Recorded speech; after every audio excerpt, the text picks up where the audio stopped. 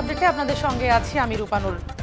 Helicopter দুর্ঘটনায় নিহত ইরানের প্রেসিডেন্ট ইব্রাহিম রাইসি সহ বাকি 9 জনের মরদেহ উদ্ধার করা হয়েছে। তথ্য নিশ্চিত করেছেন দেশটির সরকার। এ খবরে ইরানের সর্বত্র শোকের ছায়া নেমে এসেছে। তাঁর মৃত্যুতে বিশ্ব নেতারা শোক জানিয়েছেন। ইরানের মন্ত্রিসভায় একটি জরুরি বৈঠকে নেতৃত্ব দেন vice president Mohammad Mokhber. President নিহতের খবরে অস্থির হয়ে উঠেছে জ্বালানি তেলের বাজার।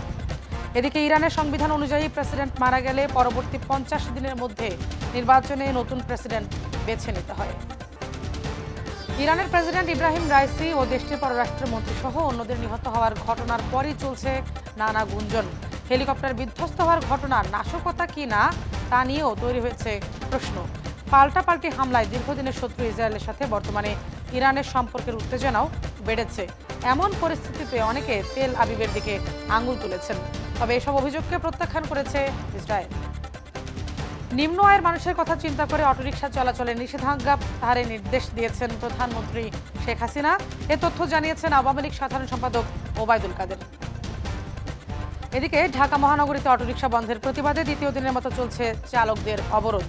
রাজধানীর মিরপুর, রামপুরা ও উত্তরার বিভিন্ন পয়েন্টে সড়ক অবরোধ করে বিক্ষোভ করলেও পুলিশের শক্ত অবস্থানের কারণে ছত্রভঙ্গ হয়ে যায়। মিরপুর শেওড়াপাড়া থেকে 5 চালককে আটক করা হয়েছে। কোনো বিকল্প ব্যবস্থা না করে হঠাৎই ব্যাটারি চালিত অটোরিকশা বন্ধের নির্দেশনা দেয় আওয়ামী লীগ সরকারের সমালোচনা করেছেন বিএনপির সিনিয়র যুগ্ম মহাসচিব রুহুল কবির রিজভী। বলেন, শ্রমজীবী মানুষদের উপর সরকার ইংরেজদের মতো নির্যাতন চালাচ্ছে। জাতীয় প্রেস ক্লাবের সামনে মানববন্ধনে তিনি এ মন্তব্য করেন। দেশের 11 জেলায় সন্ধ্যার মধ্যে সর্বোচ্চ 60 কিলোমিটার বেগে ঝোড়ো হাওয়া বয়ে যাওয়ার পূর্বাভাস দিয়েছে আবহাওয়া অধিদপ্তর।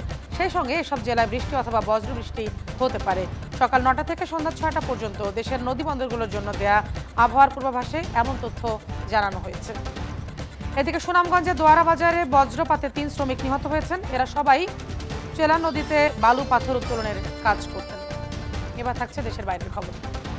তাইওয়ানে নতুন প্রেসিডেন্ট হিসেবে শপথ নিয়েছেন লাই চিং-তে।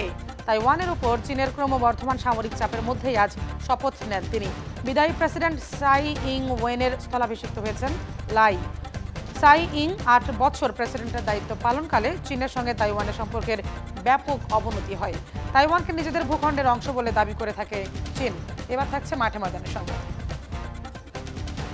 বিশ্বকাপকে সামনে রেখে 2 দিন বিশ্রামের পর যুক্তরাষ্ট্রের হিউস্টনে প্রথমবারের মতো অনুশীলন করেছে বাংলাদেশ ক্রিকেট দল।